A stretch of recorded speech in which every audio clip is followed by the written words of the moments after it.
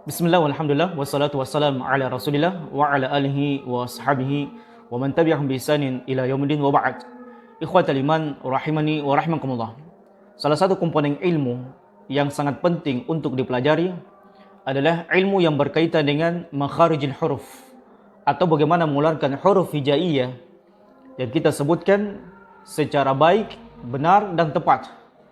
Atau dalam istilah bahasa Arabnya adalah kita sebutkan huruf hijaiyah itu dengan fasih, tanpa kesalahan-kesalahan yang sangat besar sehingga merubah makna bacaan Al-Quranul Karim ketika kita membaca bacaan Al-Quranul Karim tersebut.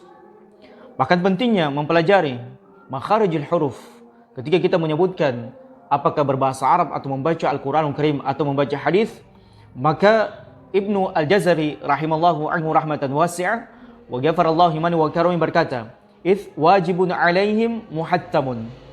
Oleh karenanya wajib atas mereka secara daruri.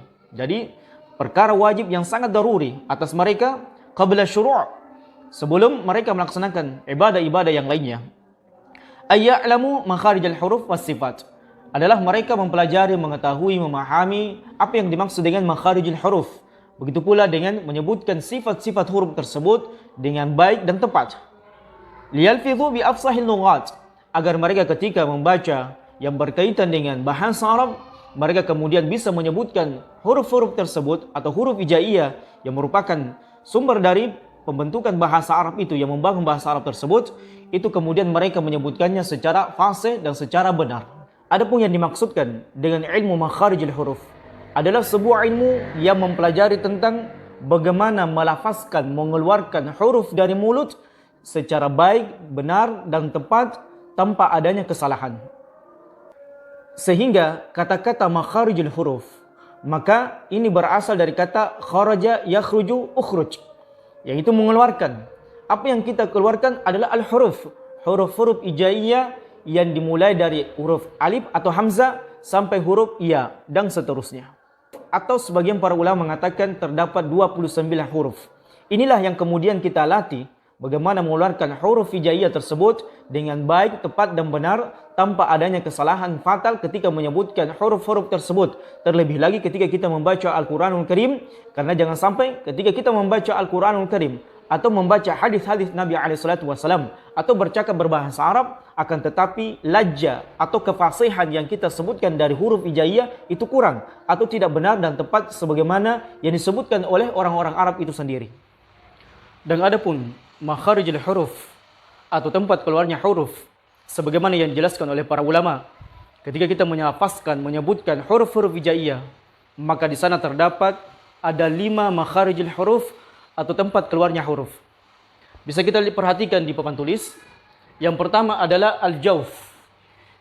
Yang pertama adalah tempat makharijul huruf yang banyak keluar adalah al-jawf. Ini adalah al-jawf. Ini yang pertama. Kemudian yang kedua adalah al-halqu. Yang kedua adalah al-halqu. Al-jawf ini tadi tempatnya adalah berada di atas langit-langit mulut. Al-jawf ini terdapat di atas langit-langit mulut. Kemudian yang kedua, al-halqu, tempat huruf keluarnya huruf yang kedua adalah al-halqu, yaitu antara kerongkongan dan tenggorokan. Antara kerongkongan dan tenggorokan. Yaitu tenggorokan yang pertama atau awal, kemudian pertengahan, dan kemudian yang terakhir. Ini ada 3 tempat berdasarkan dengan al-halqu, atau yang berada di tenggorokan atau kerongkongan kita. Kemudian yang ketiga, tempat keluarnya huruf yang ketiga, ada yang disebut dengan al-lisan, yaitu lidah dan sekitar lidah. Jadi ada huruf yang keluar di lidah atau sekitar lidah, di lisan. Kemudian yang keempat adalah asy-syafatan, huruf yang lahir dari 2 bibir yang kemudian kita gerakkan. Ya, dari 2 bibir yang kita gerakkan. Di antaranya adalah ba, kemudian wa dan seterusnya. Nanti kita akan jelaskan dan berikan contohnya masing-masing daripada makharijul huruf atau tempat keluarnya al-huruf. Kemudian yang terakhir adalah al-jayshum. Tempat huruf yang terakhir atau keluarnya huruf yang terakhir adalah al-jayshum. Apa yang dimaksud dengan al-jayshum? Yaitu posisi di mana huruf tersebut keluar antara kerongkongan, begitu pula dengan atas langit-langit, di akhir langit-langit, mulut yang ada pada tubuh manusia, yaitu al-jashum. Dan insyaallah ta'ala nanti kita akan berikan contohnya masing-masing, huruf apa saja yang lahir dari al-jawf, kemudian huruf apa saja yang lahir dari al-halq, kemudian huruf apa saja yang lahir dari al-lisan, kemudian huruf apa saja yang lahir dari asy-syafatan, kemudian huruf apa saja yang lahir dari al-jashum. Maka 5 makharijul huruf inilah umumnya tempat keluarnya huruf. Jadi setiap huruf itu berbeda-beda tempat keluarnya dan berbeda penyebutan sifatnya. Sehingga pentingnya kita mempelajari makharijul huruf ini agar ketika kita membaca ayat-ayat Al-Qur'anul Karim, begitu pula dengan ketika kita berbahasa Arab atau membaca hadis, benar-benar sesuai dengan makharijul huruf, sesuai dengan tempat keluarnya huruf yang kita sebutkan, sesuai dengan sifat huruf yang kita keluarkan. Contohnya kita menyebutkan alhamdu, ya, ketika menyebutkan ha, benar-benar kita keluarkan dari tempatnya, bukan alhamdu atau alham, ya. Artinya apa? Penyebutannya samar dan tidak jelas, dan tentunya keliru. Ya, ketika seseorang keliru menyebutkan alhamdu dengan menyebutkan alhamdu, yang salahnya itu maka dia memberikan makna yang berbeda tentunya. Jadi ketika ada satu huruf yang salah, ketika kita menyebutkan huruf hijaiyah, misalnya sya, sa, dha, ta, dha, dan seterusnya, itu keliru dan salah, maka tentunya akan memberikan makna yang berbeda dan salah pemahaman ketika kita membaca Al-Qur'anul Karim. Maka inilah pentingnya kita kemudian mempelajari makharijul huruf, tempat keluarnya huruf, agar bacaan Al-Qur'an kita, agar bacaan hadis kita, agar kita berbahasa Arab itu benar-benar fasih sesuai dengan bagaimana orang Arab membaca huruf hijaiyah tersebut.